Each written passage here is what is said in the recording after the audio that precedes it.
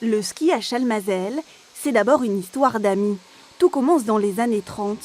Quelques curieux découvrent le ski et l'essayent sur les hauteurs du village. Peu à peu, ils font des émules. Les gens, bien souvent, ils montaient à pied et ils étaient trempés parce qu'ils n'avaient pas l'équipement d'aujourd'hui. J'en connais qui allaient se réfugier au château parce qu'il y avait des sœurs au château. Et donc, ils allaient sécher chez les bonnes sœurs, puis après, ils reprenaient la route. 20 ans plus tard, c'est devenu du sérieux.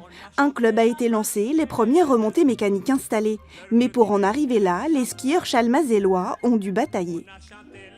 Alors chez nous, c'est difficile parce qu'on veut faire une piste. Sur 50 mètres de large, il y a 3-4 propriétaires. Alors il y en a un qui vendra, pas l'autre. Puis, les années 60, le temps du développement. La mairie prend le relais, c'est l'arrivée des œufs et de centaines de skieurs amateurs. Donc quand des fois on arrivait, il n'y a pas de neige. Il n'y avait même pas de répondeur pour nous expliquer qu'il n'y a pas de neige. Le brouillard levé, place à la révolution de la neige de culture, les années 80. La solution pour ouvrir tout l'hiver. On est passé à l'époque de 30 000 skieurs, 30 000 forfaits saison à 60 000 forfaits. Et ça nous a permis, à cette époque-là, de récupérer toute une clientèle qui s'était détournée de Chalmazel et qui allait dans les Alpes.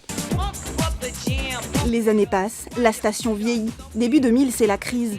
Le Conseil général de la Loire doit reprendre la gestion du site, mais surtout investir. Télésièges, espaces débutants, snowpark, un virage est pris. Une station familiale, mais avec près d'1 million d'euros de budget annuel.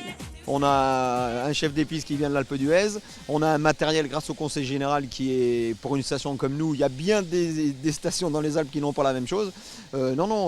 Si on avait autant de neige que dans les Alpes, je pense qu'on ferait un carton. Les caprices de la météo, c'est son principal point faible. Impossible de le maîtriser, reste alors à travailler sur son autre défaut, l'hébergement. Des projets sont toujours en cours.